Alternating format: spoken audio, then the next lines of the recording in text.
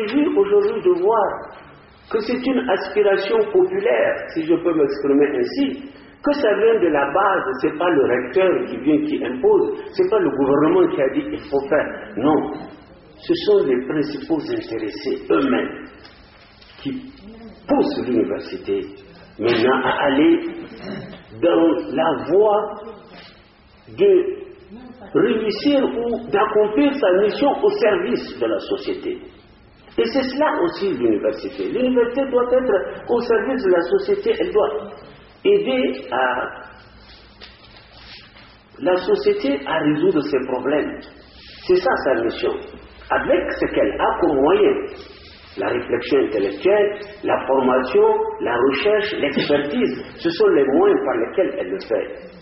Et donc, la formation islamique, nous avons un peuple islamisé à plus de 90%, il s'impose à notre pays d'avoir des compétences dans ce domaine pour non seulement aider à comprendre à ceux qui n'ont pas encore compris, à ceux qui veulent également approfondir les connaissances, parce que comme vous le savez, on n'arrive jamais au bout des connaissances, quel que soit le niveau qu'on a, et également à pouvoir participer au débat international sur les questions qui touchent au domaine religieux, à notre domaine, comme celui-là, celui de la religion. Il y a beaucoup de choses qui se disent, qui se font dans le monde, et l'islam est attaqué de toutes parts. Qu'est-ce que le Niger a comme expertise, comme compétence, comme niveau de réflexion pour pouvoir répondre et dire, voilà, par rapport à telle question, et bien voilà comment ça se pose, avec des autorités, des éléments, des gens reconnus qui peuvent nous aider à bien comprendre le problème. Et moi je sais de quoi je parle, parce que je suis un scientifique de formation, et quand j'aborde des questions scientifiques, purement scientifiques, je vous assure que des fois je m'incline devant la puissance de Dieu. Parce que je vois que ce qui est annoncé il y a des siècles, la science qui est un fait de Dieu, n'est arrivée à le démontrer que plusieurs siècles après. Et donc, on est convaincu, il n'y a pas d'autre chose à faire que cela si on est sincère, si on n'est pas hypocrite. Nous avons donc besoin, et je peux dire aujourd'hui que votre assemblée ou cette initiative de formation, elle vient au devant d'un processus que nous avons entamé, puisque nous sommes actuellement à la recherche d'un financement auprès de nos frères arabes d'un institut d'études de langue arabe et d'études islamiques, ainsi que de formation de maîtres, de professeurs en langue arabe, avec les 3 volets, donc formation, le volet recherche et également le volet application. Donc, vous êtes un peu les précurseurs de cela. Et vous entrez parfaitement, aujourd'hui, votre demande parfaitement, elle rentre parfaitement dans les préoccupations de l'université.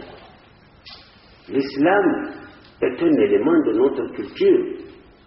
Et à ce titre, il doit être pris en considération dans tous les domaines d'activité de notre vie sociale, de notre vie intellectuelle, de notre vie morale.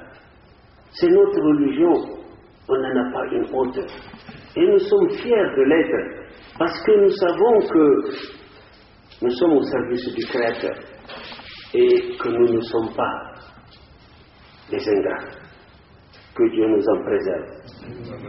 Il appartient, de notre point de vue, d'abord aux musulmans de faire en sorte qu'il en soit ainsi, à savoir apprendre à mieux pratiquer leur religion, à l'aimer, parce que Allah subhanahu wa ta'ala a voulu ça pour eux. C'est le bien, il n'y en a pas un autre.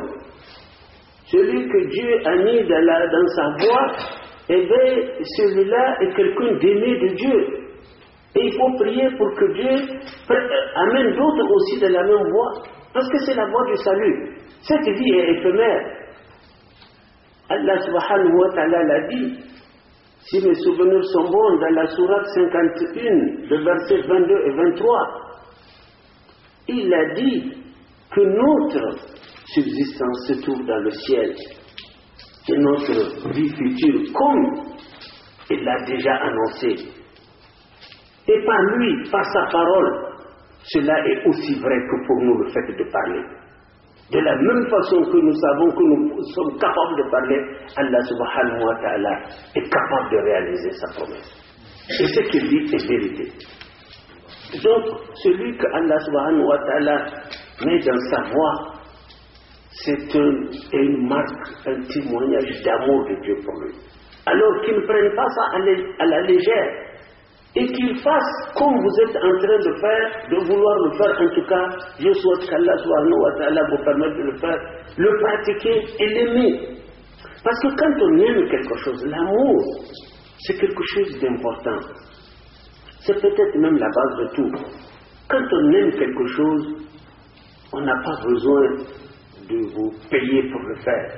On n'a pas besoin d'être derrière vous pour le faire. Vous faites, vous vous investissez sans compter, sans regarder que vous êtes en train de souffrir ou sans regarder que vous êtes en train de dépenser, par amour, par sincérité. Je dis cela parce que je veux me référer à une anecdote. Un ancien ministre que vous connaissez,